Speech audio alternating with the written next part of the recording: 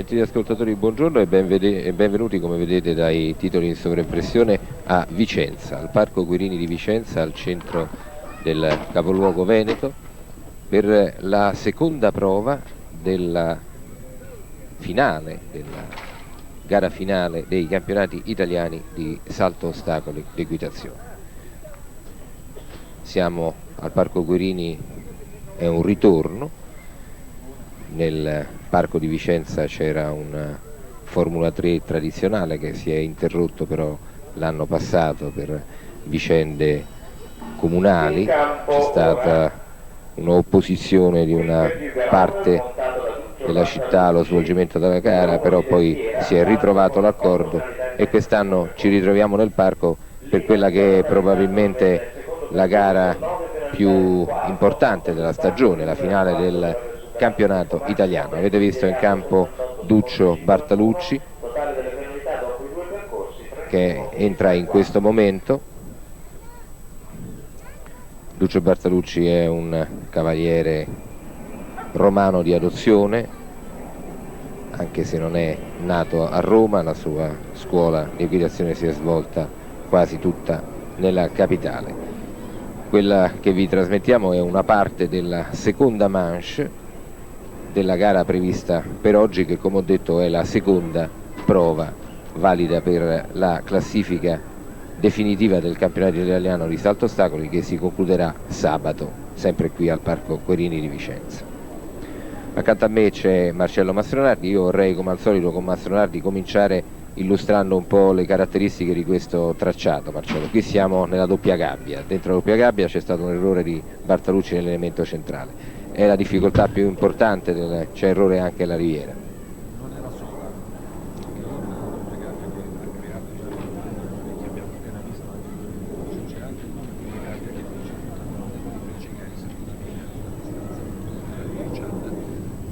ed avendo peraltro un oxer con il fosso sotto ha creato anche essa delle difficoltà. Ecco, è questa che sta affrontando in questo momento. C'è errore infatti all'ingresso e all'uscita per Duccio Bartalucci che monta qui a Vicenza. C'è errore anche al verticale di tavole, Quick du Garon. Duccio è un momento in cui non ha grandissimi cavalli a disposizione. Le gare del campionato italiano si svolgono, come detto dal programma, su grandi ostacoli. Gli ostacoli sono tutti piuttosto impegnativi, no Marcello? E siamo a livello dell'1,50 quasi su tutti, ad eccezione del numero 1 e del numero 2.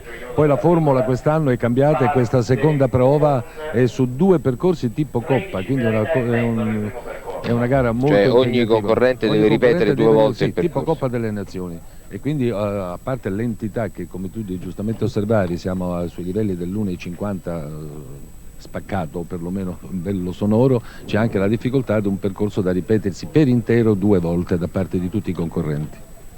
Qui abbiamo un'amazzone, Simona Gigante, che monta S Gioiosa della Ficora. Simona Gigante l'abbiamo vista arrivare seconda a un campionato assoluto del cavallo italiano a Grosseto.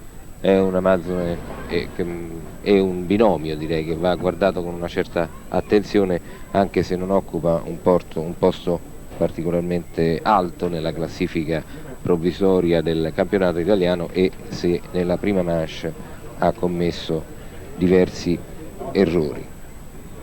È un cavallo italiano Più vicino alla...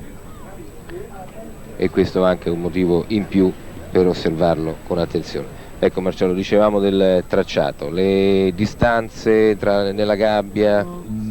Una delle difficoltà della doppia gabbia è proprio costituita dal fatto che è piuttosto larga la luce tra il verticale, la vediamo proprio affrontare adesso, no? Piuttosto larga la distanza, ecco, fra questa luce tra il primo e il secondo elemento, è piuttosto corta invece al contrario fra il secondo e il terzo elemento. E c'è stato errore all'ingresso. Per garantirsi l'uscita sull'Oxer ha fatto l'errore sull'entrata sull'elemento A. E quel largo che hai sistemato in diagonale dopo la riviera, pure quello mi sembra un po'... Sì, abbastanza errorabile, perché è una croce, anche se piuttosto piatta, ma piuttosto sghemba, in quanto non è, come vedi, è una specie di ventaglio sul primo elemento e a croce il secondo.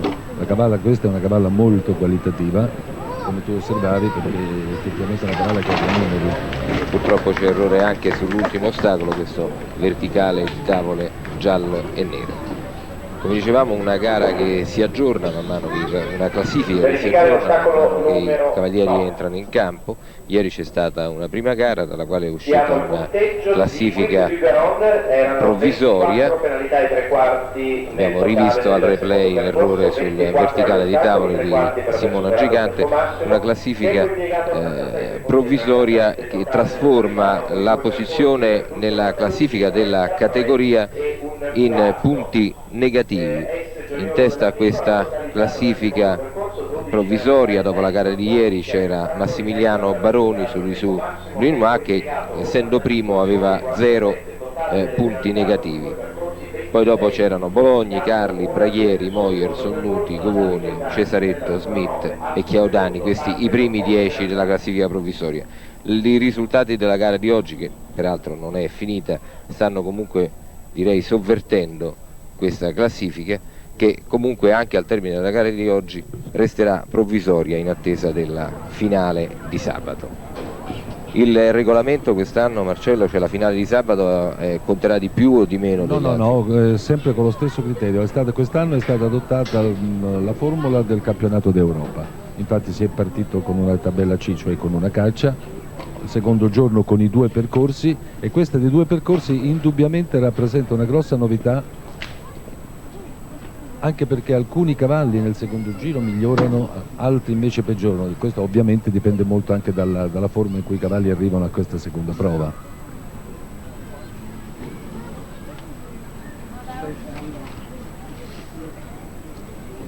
Intanto vedete in campo Natale Chiaudani. Chiaudani è uno dei nomi abbastanza giovani della nostra nazione. È stato ufficiale della scuola militare di equitazione, ha debuttato nei campionati italiani assoluti nell'87, monta qui Astro Secondo, che è un castrone tedesco nato nel 79. 4 penalità nel secondo percorso, 8 nella prima manche, c'ha un totale di 12 penalità, mentre rivediamo il passaggio al fosso, che è il primo elemento della gabbia finale. Io vorrei chiamare l'ingegnere Benedetti qui al microfono, Cesare Benedetti, che è presidente del comitato regionale e presidente del comitato organizzatore qui di Vicenza. Stavamo dicendo prima un felice ritorno qui al Parco Querini, Cesare, di questo concorso ippico, ed è un ritorno più che mai importante, visto che quest'anno avete avuto assegnato la finale del campionato italiano. Intanto però un attimo solo, Cesare, volevo dire che in campo abbiamo Camillo Tonani su Shane, un giovane cavaliere lombardo, un altro di quei binomi su cui la federazione conta per il futuro. Parco Querini a Vicenza, Cesare. Credo che Vicenza sia estremamente orgogliosa di poter ospitare un così importante elite di cavalieri e di cavalli. Il sole dà il prestigio al Parco Querini,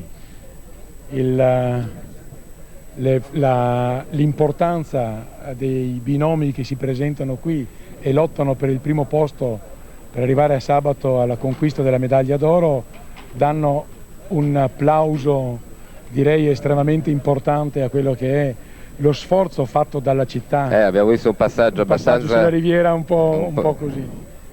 Lo sforzo che fa la città. Tonani evidentemente si è convinto che il cavallo non sta molto bene, oppure si era disunito, allora ritenta o se ne va. Ritenta il salto numero 1 e se ne va. Peccato perché c'è d'altra parte è una selezione, dobbiamo arrivare a dare 3 titoli, la medaglia d'oro, d'argento e di bronzo, per cui dei 30 cavalieri circa che sono partiti il primo giorno dobbiamo arrivare a 3, per cui certamente... D'altra parte la scelta che aveva fatto la federazione per questo svolgimento dei campionati italiani quest'anno era una scelta abbastanza che allargava un po' la base. Per qualificarsi bastava riuscire a fare in pratica 1 o 2 12 penalità a una delle 4 tappe, quindi era evidentemente accessibile. Però le gare sono estremamente più selettive oggi, perché addirittura ricopiano pari quella che può essere la formula di gara del campionato europeo. e pertanto sono estremamente selettive e estremamente mettono in evidenza proprio le caratteristiche tecniche dei binomi. Io direi di osservare con attenzione questo percorso, perché Gianni Govoni, che vedete in campo, 23 anni, modenese, che monta Larry, un cavallo che è stato prima di Nuti, poi di un cavaliere tedesco, Otto Becker, poi di Graziano Macinelli e adesso è sotto la sua sella. È un binomio molto interessante che sta venendo fuori in questa stagione ed è in questo momento l'unico che può insidiare la posizione occupata nella classifica provvisoria di questa gara, di questa categoria, da Moyerson e Nuti, con un quarto di penalità complessive. Govoni era netto nella prima manche, quindi se dovesse riuscire a fare netto agli ostacoli senza incorrere in fuoritempo, passerebbe a condurre questa, almeno la classifica di questa gara. Abbiamo la fortuna e l'onore di avere fra noi l'ingegner Checcoli, che mi piacerebbe potesse venire e sta arrivando, infatti, alla tua postazione. C'è stato purtroppo, come avete visto, intanto un errore di Govoni in quel largo che segue la riviera che avevamo prima accennato con Mastronardi quale difficoltà di questa gara, e purtroppo proprio soltanto quell'errore per Govoni. Un bel binomio comunque, Mauro, questo Govoni e Larry.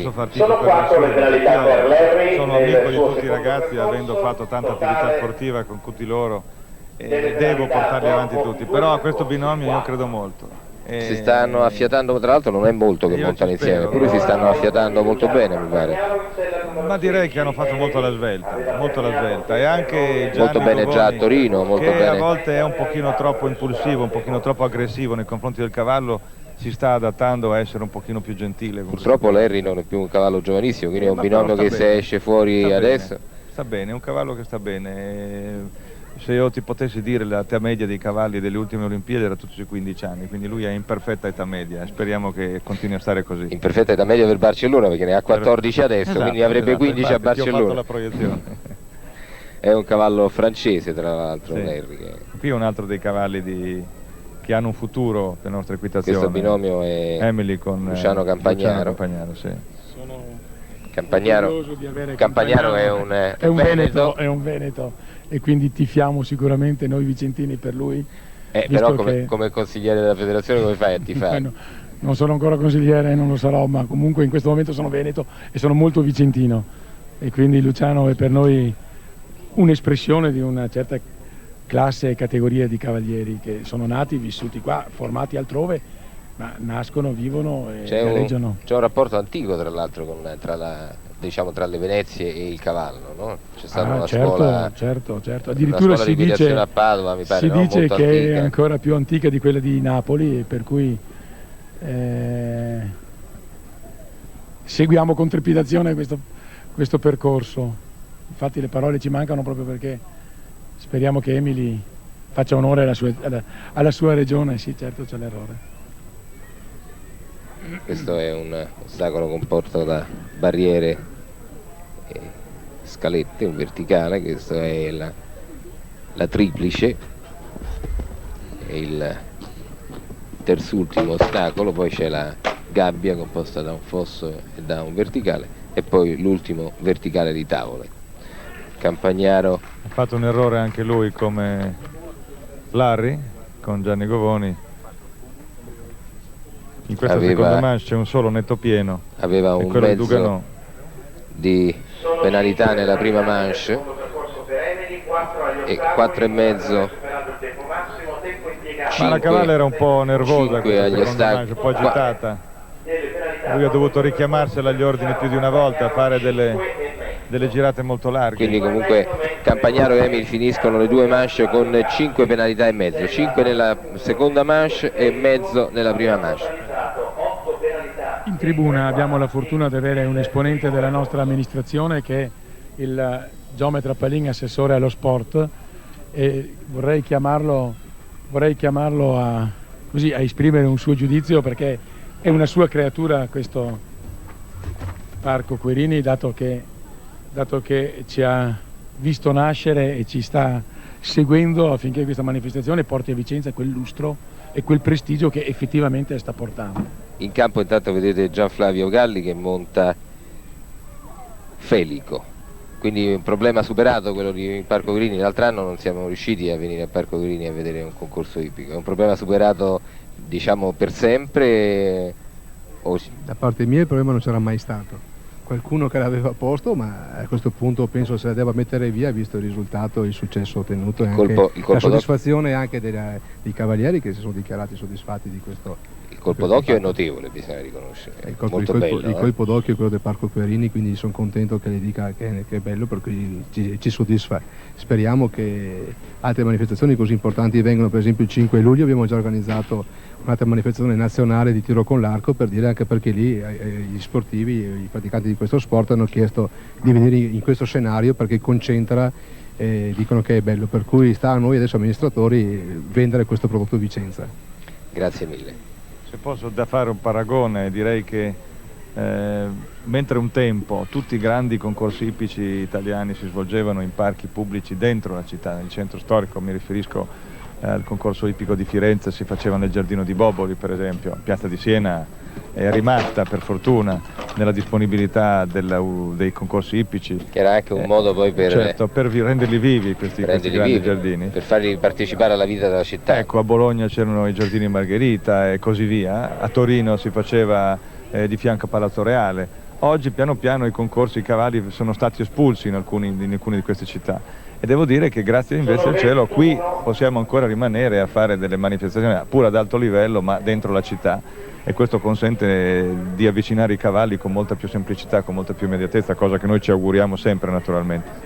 Intanto Gianflavio Galli ha finito con 21 penalità la sua seconda manche, mentre entra in campo Stefano Nogara su Fabiano. 20 penalità agli ostacoli, una per aver superato il tempo per Gianflavio Galli.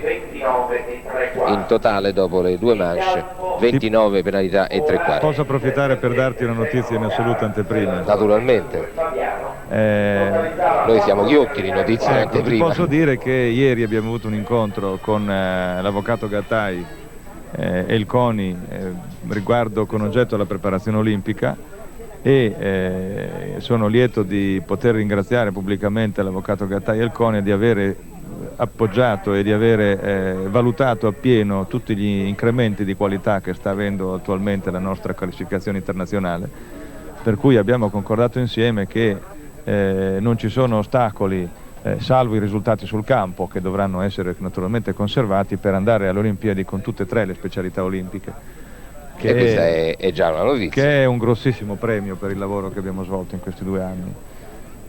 Noi partiamo da una qualificazione internazionale che ci ha escluso dalle Olimpiadi di Seul con 2 squadre su 3, partecipando solo col completo, e invece credo che abbiamo le possibilità per l'anno prossimo di partecipare addirittura con 3 squadre, sia il dressage che il salto ostacoli che il completo. Naturalmente l'impegno è un impegno di grande serietà, perché il comitato organizzatore di Barcellona pone dei limiti durissimi per l'ammissione di squadre, e il nostro comitato olimpico tiene a fare una rappresentativa di grande qualità, quindi noi siamo impegnati con il CONI a fornire prestazioni prima delle Olimpiadi che consentano di conservare il livello attualmente raggiunto, cioè entro i primi 7-8 del mondo. Purtroppo un errore che forse non è stato, la barriera è caduta dopo. Certo che soltanto 10 anni fa sarebbe stato impensabile che l'Italia avesse più possibilità di partecipare alle Olimpiadi nel dressage che nel campo ostacoli. È una battuta, ma è vero. È una specialità che è stata rapidamente altri 2 errori per e migliorata da chi mi ha preceduto, dalla gestione di Lino Sordelli e dei suoi collaboratori, e in quel campo i risultati del loro lavoro li abbiamo raccolti, li abbiamo migliorati, li abbiamo incrementati, li abbiamo in qualche maniera sostenuti, e oggi abbiamo una rappresentativa internazionale che è dentro le prime 6 del mondo, con prospettive di migliorare ancora. La regia di Elena Migucci ci ripropone il doppio errore alla gabbia di Fabiano, questo è un percorso molto serio, stanno venendo fuori veramente i cavalieri più in forma e più pronti nel momento. 24 anni, Stefano Nogara è nato proprio a Vicenza. Io vorrei che Cesare Benedetti, 2 parole su Stefano Nogara che ha appena finito, purtroppo con 2 errori. Il coccolo di Vicenza, se possiamo usare questo termine nel mondo sportivo, proprio perché ha i suoi fans, i suoi amici, a tutti coloro che hanno vissuto con lui l'equitazione proprio ai primissimi passi, perché è stato formato a Vicenza ancora molti anni fa, e chiaramente trepidano per le sue performance, e speriamo che arrivi a classificarsi almeno in posizione d'onore, perché è l'unico atleta vicentino che lotta per il titolo italiano. E adesso abbiamo un altro binomio in campo, si tratta di Stefano Cesaretto che monta Louis XVI, un castrone tedesco nato nel 79, ottavo nella classifica provvisoria dopo la gara del primo giorno. Avete visto un errore in un ostacolo. Cesaretto. Ma sono piccoli errori, sono rifiniture che Stefano Cesaretto deve imporre a se stesso, perché gli errori che fa questo cavallo durante i percorsi grossi, naturalmente, parliamo di grosse difficoltà, sono quasi tutti riconducibili, come in ogni caso, come in ogni cavaliere devo dire, a piccoli difetti tecnici. Cioè quello che non mi stanco mai di predicare a costo di essere noioso, voglio dire, con tutti e rendermi antipatico, è proprio quello di far capire a tutti che ad altissimo livello non ci si può permettere nessuna imperfezione tecnica, per quanto piccola, altrimenti l'errore viene. E allora fermare una mano troppo presto quando il cavallo ha finito la parabola o è a metà della parabola, come in questo caso, toglie quel piccolissimo spazio, quella piccolissima agilità, quella piccolissima libertà di movimento che fa fare un errore sulle grosse difficoltà. Per cui ci vuole veramente molta pazienza. Ormai i percorsi sono tutti a un livello tale per cui è comunque al limite. Certo, no? ma non al limite, ma diciamo che non ci sono più ostacoli di riposo. Per cui i cavalieri non sanno che devono andare con cavalli tutti in forma.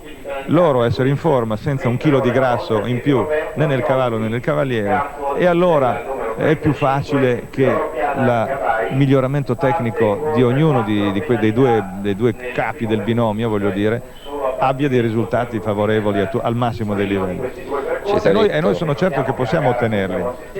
Cesaretto, che avete appena visto finire il percorso, è bresciano ed è nato nel 64. Adesso è un giovane, cioè sono tutti cavalieri che non hanno ancora raggiunto la loro maturità, quindi possono ancora migliorare molto. E adesso vedete inquadrato Roberto Arioldi, una delle colonne più importanti della un grande vincitore. Equitazione. Monta in questo caso l'Oropiana Gavai, un castrone belga nato nell'83, non occupa un posto altissimo in classifica provvisoria. Questa non è una stagione particolarmente brillante per Roberto Arioldi, è 20° dopo il primo giorno, ma Arioldi però è anche noto per le sue capacità poi di fare recuperi incredibili.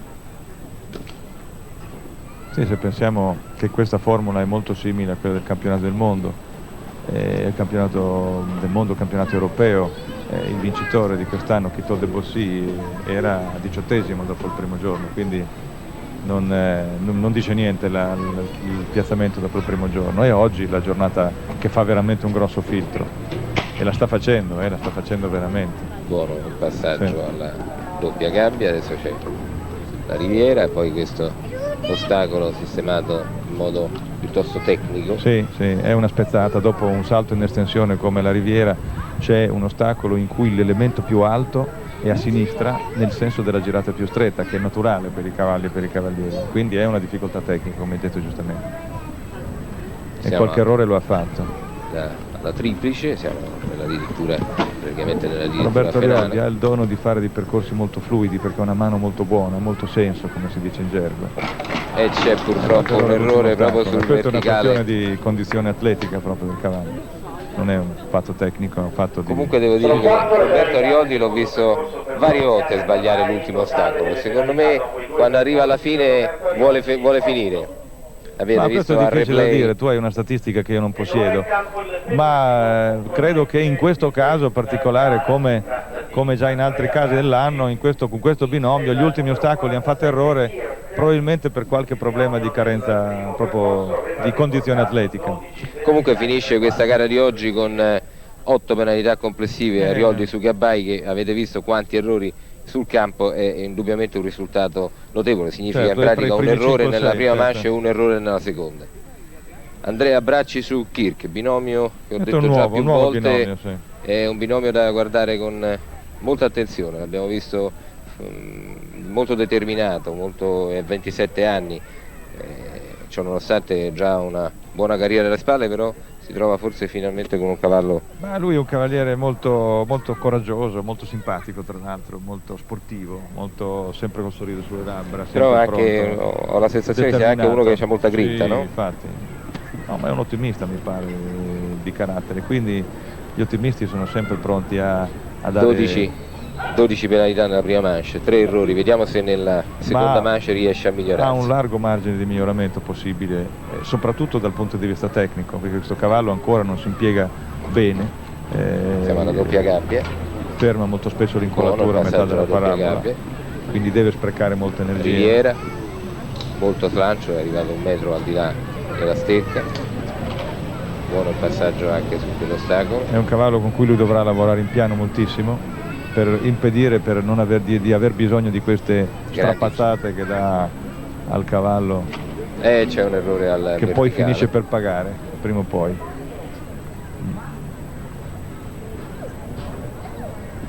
Il cavallo ha i mezzi, lui ha il fisico adatto, ha il carattere adatto. C'è errori anche, errori, un doppio errore alla gabbia, assolutamente finale. Tecnici. Questo è il grosso della difficoltà di questo percorso, è proprio su questa addirittura. 3 errori nella seconda manche, cavalli esattamente come nella prima. Tecnicamente ben impostati, che hanno il massimo della libertà dei movimenti, possono superarlo bene. 12 agli ostacoli, 1,5 per aver superato il tempo massimo. Al replay si vede molto bene quello che è successo, quello che stavo dicendo e quello che è successo. Totale delle penalità per Andrea. C'è l'ingegner Benedetti che sorride. Avevamo fatto una sorta di scommessa, sapete che nell'equitazione è sempre estremamente difficile fare delle previsioni sui tempi. Devo dire che l'organizzazione ha funzionato perfettamente. L'ultimo cavaliere entra in campo più di 5 minuti prima della fine della gara, della nostra telecronaca. È l'ultimo cavaliere Fabrizio Ambrosetti che monta Whitegate, è un altro cavaliere giovane, è nato nel 69, è un cavaliere di 22 anni, di busto arsizio,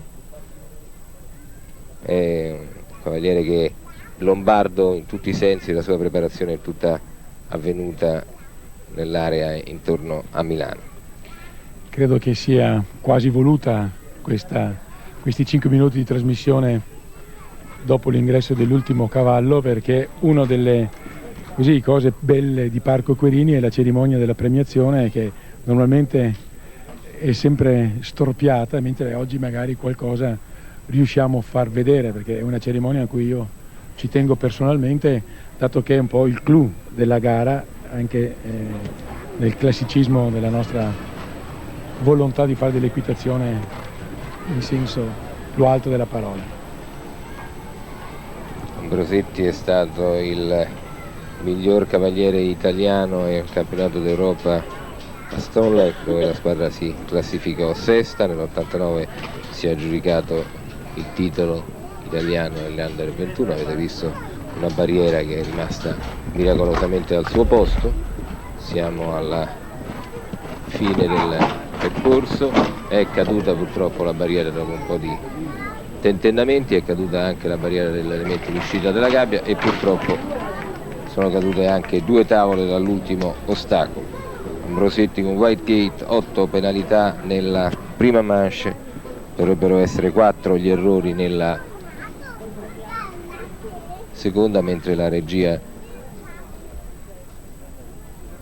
di Elena Micucci ci ripropone il passaggio alla combinazione finale. Se non abbiamo sbagliato i conti, la classifica di questa categoria, anzi la classifica di questa categoria di oggi dovrebbe vedere Moyerson e Nuti primi ex aequo. Questo tipo di gara non prevede una classifica determinata dal tempo, a parità di penalità sono ex aequo i binomi. Dicevo ex aequo primi Filippo Moyerson su Ducanò e Giorgio Nuti su Gauguin, poi Gianni Govoni su Lerri, Jerry Smith su Governor by Robbie Fuller e Luciano Campagnaro su Emily, che abbiamo visto nella nostra telecronaca. Quindi Filippo Moyerson, che dopo il primo giorno era quinto nella classifica provvisoria, probabilmente guadagna diversi punti. I cavalieri che stavano prima di lui sono tutti abbondantemente al di sotto nella classifica di oggi, bisognerà rifare completamente i punteggi. Io per la classifica del campionato rimanderei a domani, quando faremo la telecronaca diretta della seconda prova del campionato italiano giovani cavalieri, mentre in campo già vedete lo schieramento per la premiazione di questa categoria a 2 manche, seconda prova del campionato italiano. Si sta elaborando la classifica ufficiale, abbiamo ancora un paio di minuti a nostra disposizione, possiamo quindi attendere la classifica. Domani, dicevo, seconda prova del campionato italiano giovani cavalieri, che si svolge contemporaneamente qui a Vicenza.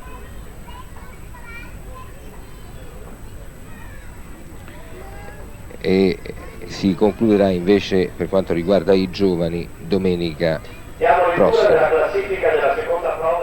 Un attimo di pazienza per la classifica. Primi ex aequo con un quarto di penalità, quindi confermiamo Filippo Moyerson sull'Oro Piana Duganò e Giorgio Nuti su Vini Fontana di Papa Gauguin. Un quarto di penalità. Curioso il fatto che Moyerson il quarto di penalità lo ha fatto nella prima manche, facendo 0 nella seconda, e Nuti invece aveva 0 nella prima manche e ha fatto il quarto. È come di fare un penalità testa a testa in corsa, proprio hanno fatto lo stesso tempo e lo stesso numero di penalità. Quinto classificato Luciano Campagnaro Bene. al numero 16 Emily con 5. Quindi un notevole sconvolgimento della classifica dopo il primo giorno. Sono usciti i migliori. Filippo Moyerson durante tutta la stagione aveva dimostrato di essere probabilmente, forse con il suo Duganò, il più in forma. Non è escluso che si confermino le previsioni della vigilia, no Mauro? È molto probabile. È indubbiamente uno dei migliori cavalieri italiani del Lui momento. e Giorgio Nuti Lui, è... Giorgio e Gianni Govone, direi che nel momento sono 3 binomi fra i più affidabili e che anche in campo internazionale possono dare veramente qualunque sorpresa. Io continuo a insistere su questa mia ottimistica, dicono, visione. Abbiamo questi dei cavalieri che fanno binomio con cavalli che ci possono dare qualunque soddisfazione, se si concentreranno solo su questo loro compito di cavalieri di punta a livello internazionale. Ne sono assolutamente certo. Allora, appuntamento a domani per la terza giornata di questo concorso di Vicenza, e poi a sabato per la finale del campionato italiano juniores e a domenica per la finale del campionato italiano Young Riders. Grazie a tutti. Voi anche che ci consentite di vedere in tutta Italia questo spettacolo. E grazie agli ascoltatori che ci seguono. Grazie. Chiediamo gentilmente alla Presidente della Federazione Italiana Sport Equestri, che ci onora della sua presenza, di essere vicino alla postazione per le premiazioni.